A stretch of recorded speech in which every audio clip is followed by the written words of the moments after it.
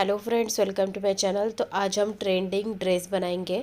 तो इसके लिए हमने 2.5 मीटर फैब्रिक लिया है। तो सबसे पहले हमने फैब्रिक को इस तरह से डबल में रखा है। तो ये इसकी लंबाई है और ये चौड़ाई है। यहाँ पे ओपन साइड है और यहाँ पे फोल्डेड वाली साइड है। अभी हम इसको इस तरह से 4 फोल्ड कर लेंगे। तो हमने 4 फोल्ड कर लिया है। यहाँ पे फोल्डेड वाली साइड है, तो यहाँ से हम टॉप पार्ट के लिए निशान लगाएंगे। तो टॉप पार्ट की लेंथ हम लेंगे 15 इंच। तो यहाँ से 15 इंच पे निशान लगा लेना है। अब यहाँ पर हम स्ट्रेट लाइन बना देंगे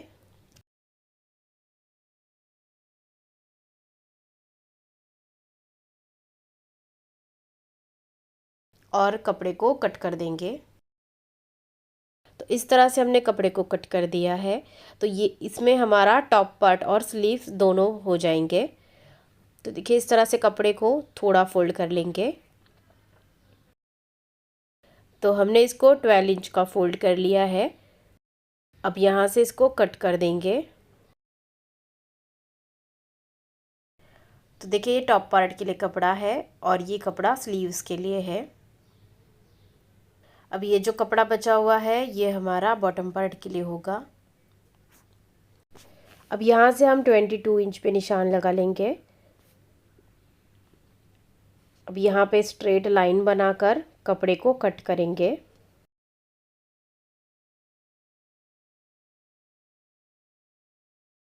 तो देखिए, ये जो कपड़ा है ये फ्रिल के लिए है।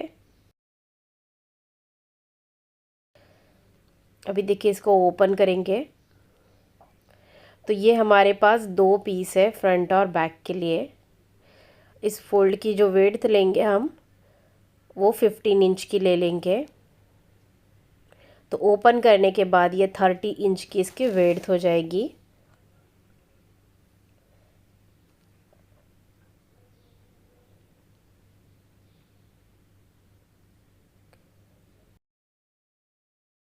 अब ये जो बचा कपड़ा है ये हमारा नीचे फ्रिल में जॉइंट होगा।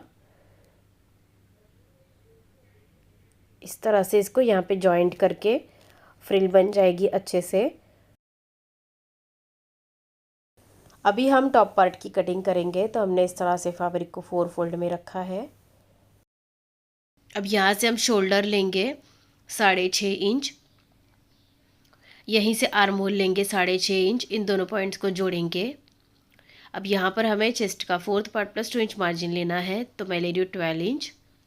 यहाँ पर कमर का 4th part plus 2 inch margin लेना है। तो मैं ले रही हूँ 9.5 इंच।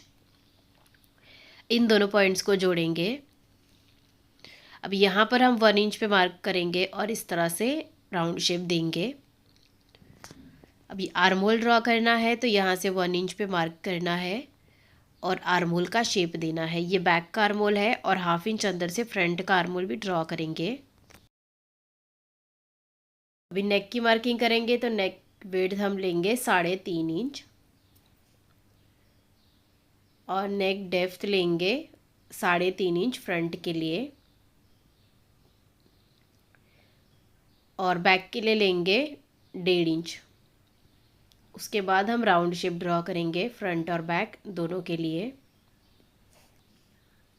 अभी हम कटिंग करेंगे। सबसे पहले बैक नेक और बैक आर्म होल से कटिंग करेंगे। अभी इसको ओपन करना है और इसमें से बैक पार्ट को साइड में रखना है। अभी फ्रंट पार्ट को फिर से फोल्ड कर लेंगे और फ्रंट नेक और फ्रंट आर्म होल की कटिंग करेंगे। इस तरह से टॉप पार्ट की कटिंग हो गई है।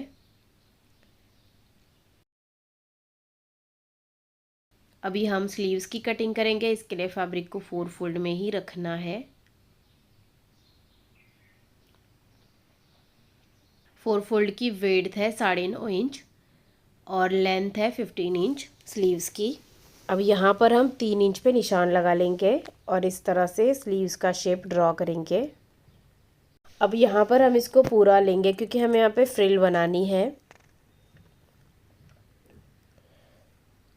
अभी हम स्लीव्स की कटिंग करेंगे।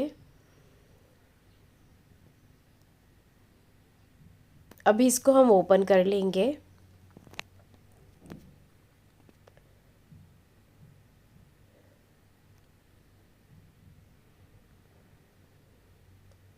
और इसकी कटिंग कर लेंगे।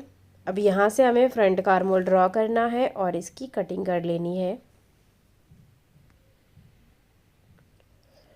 सेंटर में एक कट लगा लेंगे। अब यहाँ से कोने में हम हल्का सा राउंड शेप देंगे। अभी हम स्टिचिंग करेंगे तो ये फ्रंट के 2 पीस है बॉटम पार्ट के, और ये फ्रिल के लिए है। इसकी जो लेंथ है वो 22 इंच की है और इसकी लेंथ है 12 इंच की।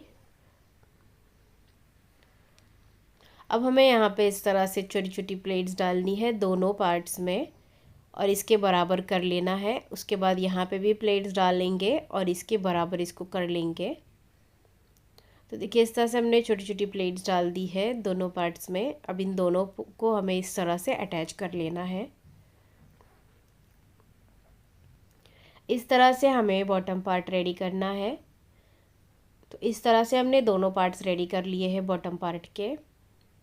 अभी हम फ्रंट नेक बनाएंगे। तो इसके लिए हमने कैनवास का एक छोटा सा पीस लिया है। इसकी विड्थ है 3 इंच और लेंथ है 5 इंच। इसको बीच से फोल्ड कर लेंगे।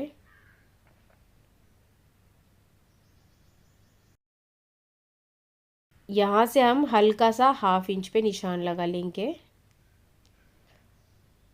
और लेंथ रखेंगे 4 इंच। और इस तरह से हल्का सा वी शेप हमें यहाँ पे ड्रॉ करना है और इसकी कटिंग कर लेनी है।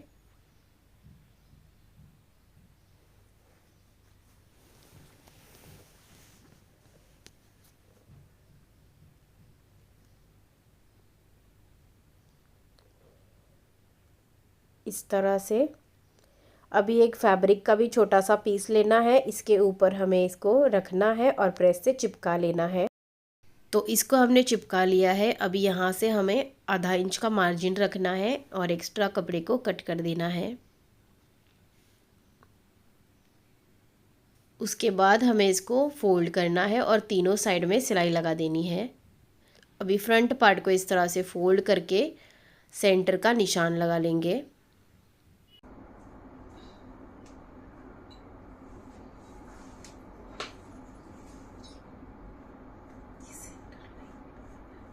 उसके बाद इसको हमें यहाँ पे उल्टा रखना है और वी शेप में सिलाई लगा देनी है। तो हमने वी शेप में सिलाई लगा दी है। अब यहाँ पर 1/2 इंच का मार्जिन रखना है और एक्स्ट्रा कपड़े को कट कर देना है।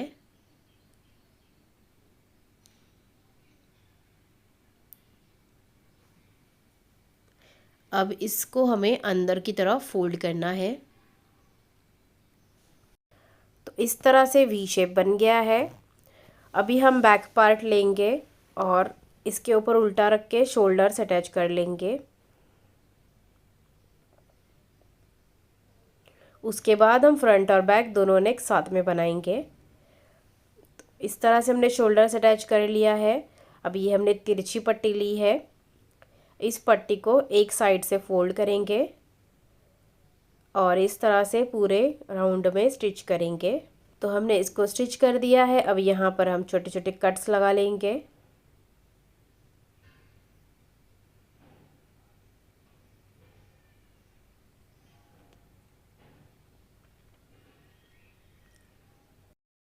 और उसके बाद हम इसको अंदर की तरफ डबल फोल्ड कर देंगे। इस तरह से हमने फ्रंट और बैक दोनों नेक बना लिया है। अभी स्लीव्स के बॉटम को इस तरह से डबल फोल्ड करेंगे। तो हमने इसको डबल फोल्ड कर दिया है। अभी ये हमने इलास्टिक लिया है। स्लीव्स को इस तरह से उल्टा रखेंगे। अब यहाँ से हम 1.5 इंच तक ऊपर निशान लगा लेंगे। इस तरह से 1.5 इंच की हमें लाइन ड्रॉ करनी है। उसके बाद ये इलास्टिक हमें यहाँ पे स्टिच करना है। इस तरह से इलास्टिक की लेंथ हमने ली है 10 इंच। तो इस तरह से हमने इलास्टिक स्टिच कर दिया है। अभी स्लीव्स को इसके ऊपर उल्टा रख के शोल्डर्स पे अटैच करेंगे।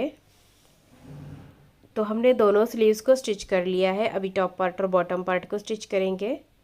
टॉप पार्ट को बॉटम पार्ट के ऊपर उल्टा रख के स्टिच कर लेना है। तो इस तरह से हमने दोनों पार्ट्स को स्टिच कर दिया है। उसके बाद हम इसको उल्टा करके दोनों साइड से इसकी फिटिंग कर लेंगे और बॉटम को डबल फोल्ड कर देंगे।